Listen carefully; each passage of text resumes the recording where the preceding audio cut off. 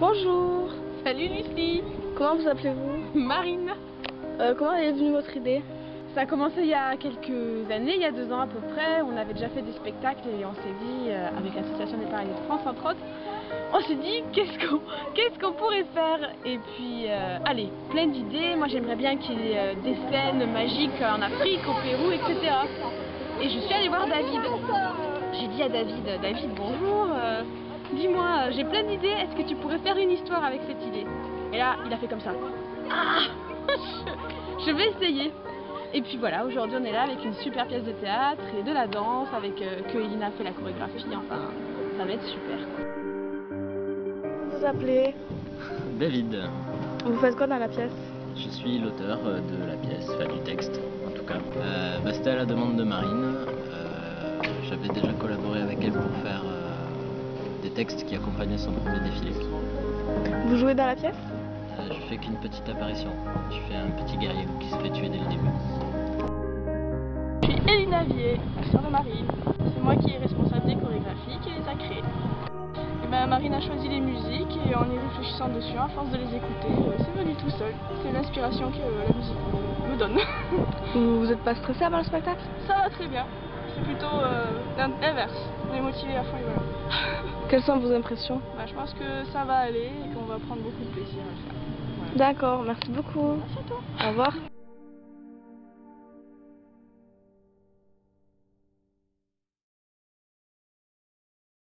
Alors, ce soir, on va tout d'abord dédicacer cette soirée à Karine, qui aurait dû être notre présentatrice ce soir, à ma place, ce qui aurait été très bien.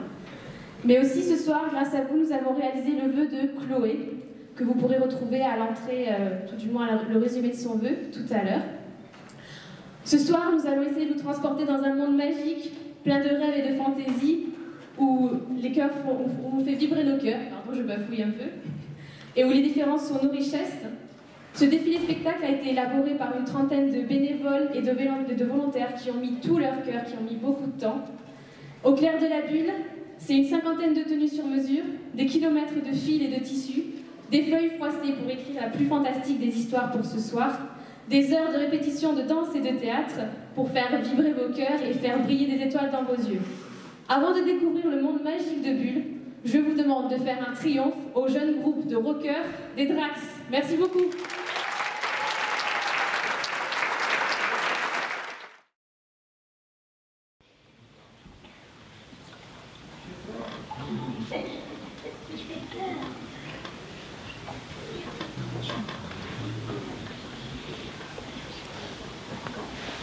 Nuit, toi qui m'as toujours protégée des morsures sanglantes du soleil.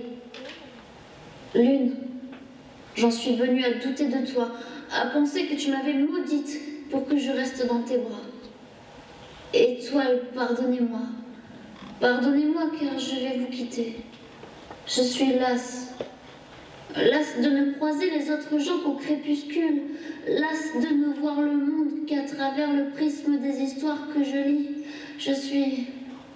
Non, ce n'est pas la vérité. La vérité, c'est que je suis sortie tous les soirs de cette semaine. J'ai rencontré un marin. Non, ne te moque pas. C'est un capitaine. Nous avons eu le coup de foudre. Il est beau, il est tendre, il est drôle. Et il sait tellement de choses. Mais il doit repartir. Et ce soir, je ne suis pas allée lui dire adieu. Mes amis, je suis une femme maintenant. Je ne veux plus vivre recluse. Il est temps que je parte, que je sorte. Quitte à brûler vive, je serai libre jusqu'à ce que mes jambes ne puissent plus me porter. C'est fait, mes amis de la nuit. J'ai laissé une lettre. Maintenant que je suis sur le pas, mon sac sur le dos, j'ai peur. Il le faut. Nuit, lune, étoile, permettez-moi d'être libre.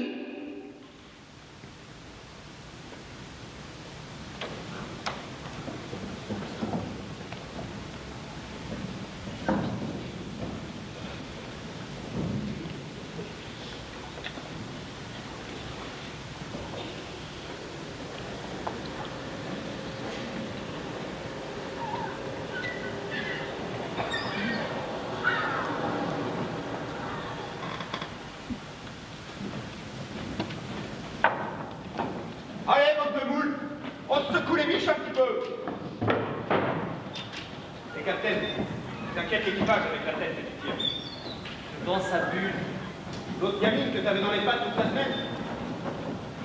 T'en trouveras d'autres à l'image, hein. C'est pas pareil. Elle était spéciale. Ah, spécial. Ouais. Et quel genre de spécialité, hein? Pas le genre auquel tu penses. On s'est rencontrés sur la berge. Elle m'a dit qu'elle venait profiter de la chaleur du soir. Elle était tellement belle.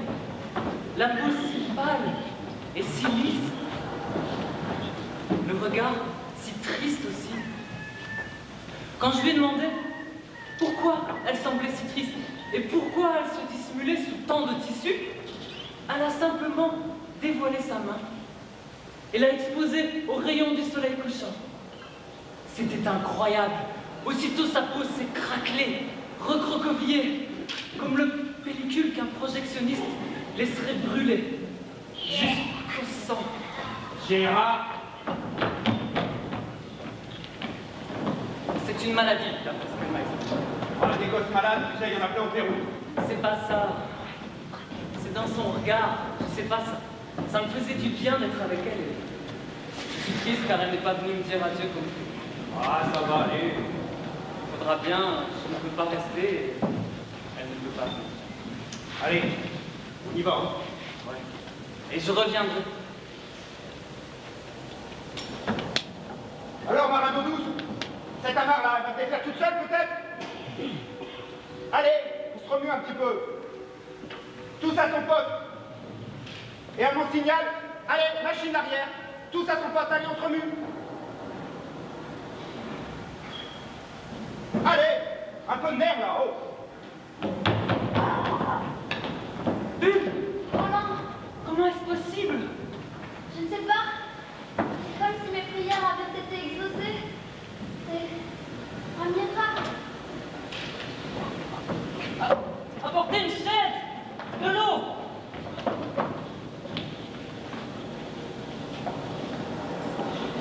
Prends le commandement. Allez, emmenez-moi ça.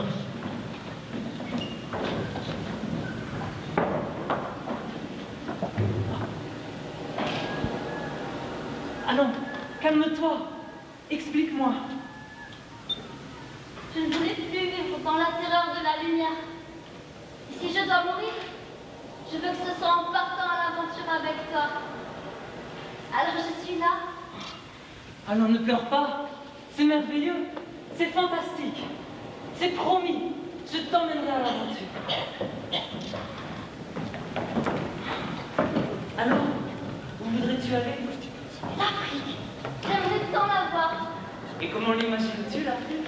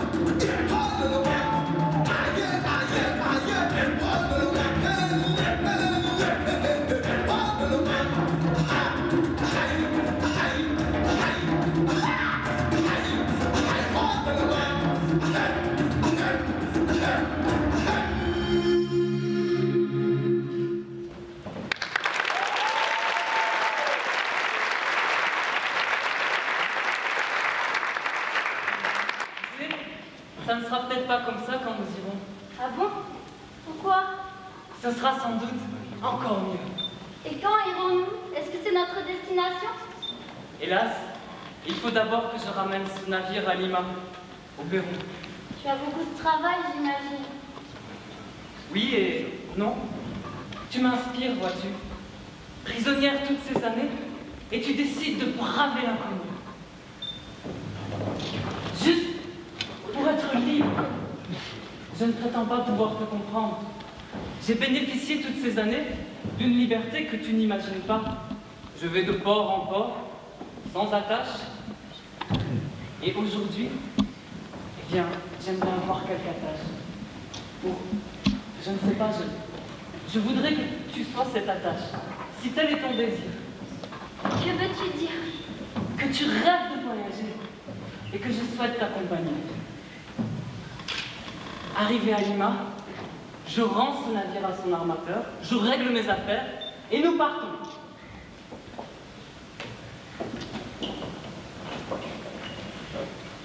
Capitaine, puis-je vous parler? En privé. Un problème avec ta manticore? Oui, mais rien de grave. Vous inquiétez pas, mademoiselle. Qu'y a-t-il? Allez, au travail, vous deux. Oui, capitaine, écoute, la manticore n'a pas de problème. Mais j'ai hâte de parler, sérieusement. Une femme à bord... Ça porte malheur? Ne sors pas ces bêtises, tu veux? C'est bêtise. C'est ce que l'équipage a dans la tête. Elle n'est pas à bord depuis 2 heures que tu parles déjà de nous laisser en rade. Attendez une seconde, qu'est-ce que vous dites? Mais c'est beau l'amour. Si le capitaine veut la suivre, qu'il y aille. On n'a pas le droit de l'empêcher. Toi, je t'ai rien demandé. T'as entendu ça? C'est quoi? C'est la cargaison qui se trimballe? Allez, va maintenant ça correctement. Fais gaffe. Mais enfin, c'est quoi ton problème? Ah, mon problème. Primo, tu te fais embobiner par une poulette. Ah, soi-disant miraculée. Hein, que t'as rencontré il n'y a pas une semaine. Ouais. Deuxièmement, tu nous abandonnes, tu abandonnes la manticore pour aller claquer ton pognon en voyage en cadeau, et tout ça pour finir traîne savate.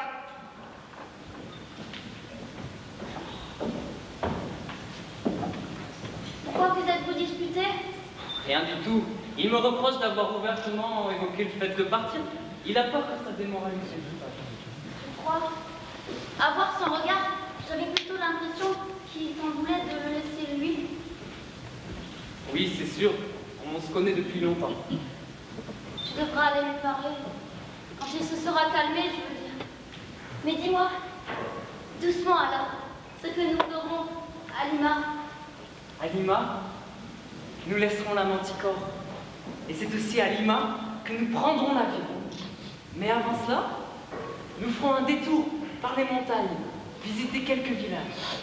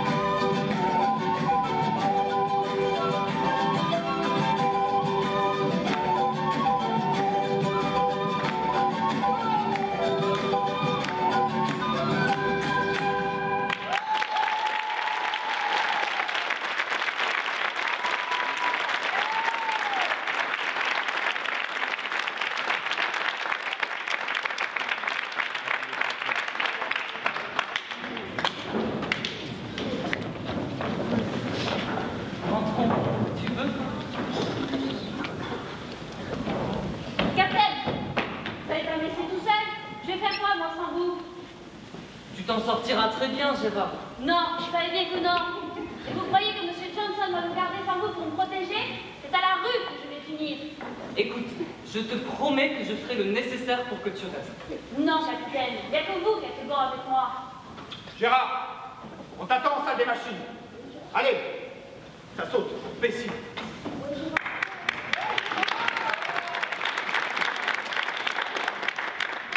Alors, les tourtereaux, vous allez me quitter? Ah, tu vas pas t'y mettre. J'ai quand même bien le droit de faire ce que je veux, non? Toi aussi, tu as besoin de moi? Ben non, mon capitaine. Vous et la demoiselle faites ce que bon vous semble. Au contraire, je suis content pour vous, moi. Bah, j'aimerais bien en faire autant, mais je sais que naviguer, je n'ai pas vraiment de motif d'arrêter. Bah, et puis je suis sûr qu'on se verra de temps en temps. Puis, on s'en verra les dimanches. Pardon, Tony. Merci pour ton soutien. Nous venons à peine de quitter les marquises. Et où donc vous comptez aller? Merci, monsieur Tony.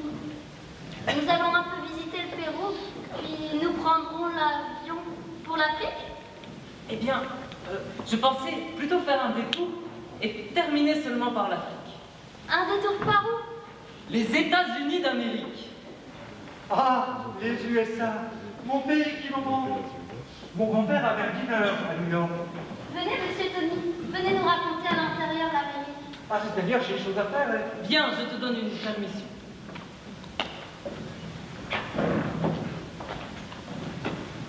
Nous avons quelque chose à voir? Vous me disiez? Ah, mon grand-père est venu d'Italie avec ses parents.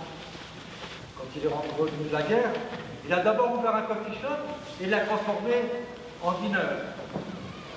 Quand j'étais môme, après le baseball dans la rue, on courait dans les cuisines. Le pâtissier était un vrai chef. Il nous faisait des friandises monstrueuses pendant qu'on regardait Tom et Jerry à la télévision. Pardonnez ma curiosité, mais comment êtes-vous arrivé dans le Pacifique? Oh, ça, c'est par Capitaine, Capitaine, la tempête est sur nous. Et je veux bien prendre le commandement, mais j'ai besoin de tous les hommes, là. Pendant que tu bagues une autre, là. Bien sûr, Tony, rejoignez votre poste.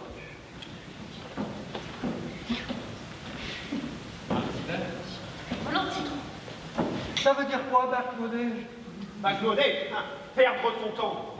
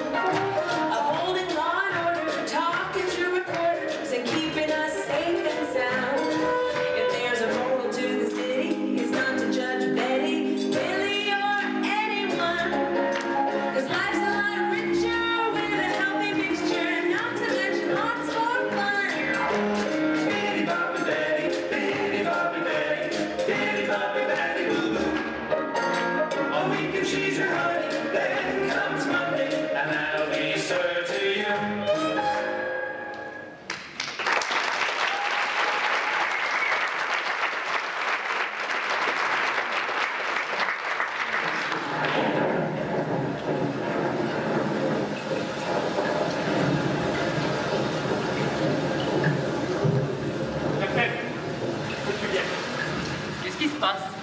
Tout part avant l'eau. Les moteurs donnent des signes de faiblesse. Je peux m'en occuper, mais il faut quelqu'un aux commandes. D'accord, descends, je viens te relever. Une, il faut que je te laisse. Ça va aller? Oui, cette première journée est pleine d'aventures.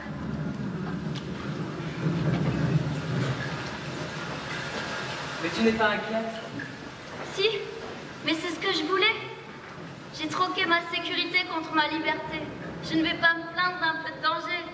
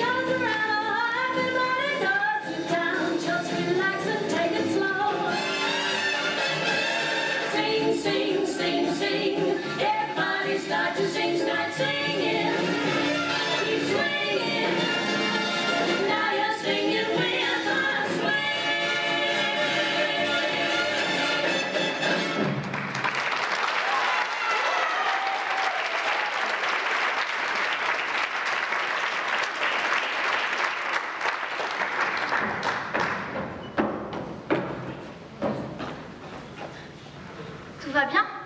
Ah non, pas vraiment. Les machines nous lâchent les unes après les autres. Et il y a autant d'eau sur le navire qu'en dessous. Et toi, tu vas bien? Toujours, tant que tu n'es pas loin. Ton optimisme m'éblouit. Je voulais juste savoir si tu n'étais pas trop secoué. Non, c'est plutôt amusant. J'y retourne alors. Mademoiselle va bien? Étonnamment bien, oui. Ah, mieux que la du corps, je suppose. Tu n'as pas de travail en bas? Ah, tout a claqué de toute façon. Hein, et toi? Je vois que diriger l'équipage te tient à cœur, hein? Tu commences à me taper sur les nerfs, Eddie. Ah, mais c'est toi qui me tapes sur les nerfs.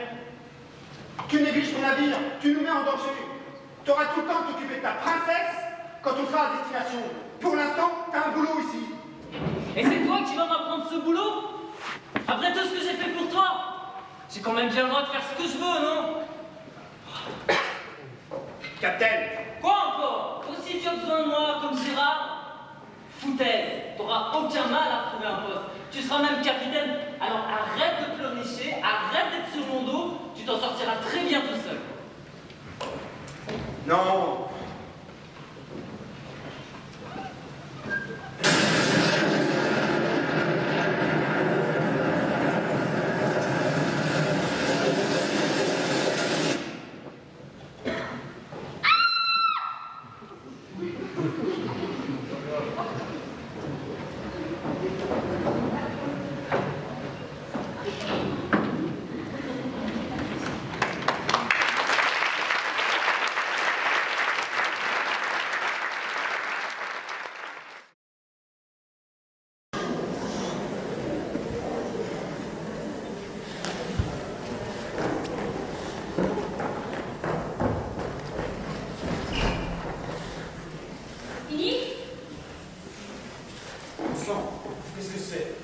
On est dans l'œil ou quoi?